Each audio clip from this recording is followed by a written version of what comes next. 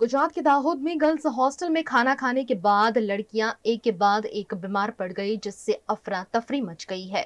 गुजरात के दाहोद के लीमखेड़ा model school में रहने वाली मंडोर लुखड़िया की गर्ल्स रेसिडेंशियल स्कूल की 69 छात्राओं को फूड पॉइजनिंग का असर होने से हड़कंप मच गया। इन सभी छात्राओं को इलाज हेतु अस्पताल पहुंचाया गया।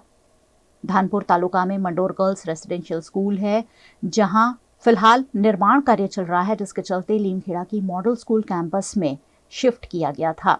गर्ल्स रेसिडेंशियल स्कूल की 360 जितनी छात्राओं ने बीती रात भोजन किया था और उसके बाद ही छात्राओं को एक के बाद एक पेट में दर्द और उल्टी जैसी शिकायतें होने लगी।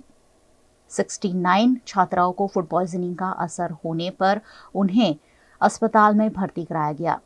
घटना की जानकारी पाकर लीमखेड़ा मामलतदार, एसडीएम समेत के अधिकारी और स्वास्थ्य विभाग के पदाधिकारी भी फौरन मौके पर पहुंचे और सभी छात्राओं का इलाज शुरू करवाया।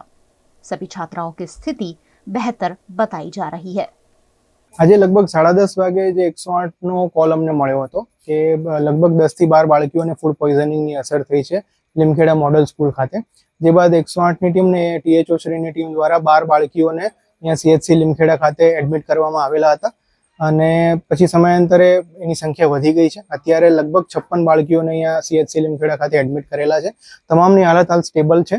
એના સિવાય 4 બાળકીઓને માઇલ્ડ સિમ્પટમ્સ છે, એટલે ત્યાં સ્કૂલ ખાતે જ અમે એક રૂમમાં એમને આઇસોલેશનમાં રાખેલા છે। ત્યાં પણ મેડિકલ ટીમ છે જ અને તમામ સ્ટુડન્ટ્સ જેટલા પણ ત્યાં અભ્યાસ કરે છે તમામનું સ્ક્રીનિંગ થઈ ગયું છે।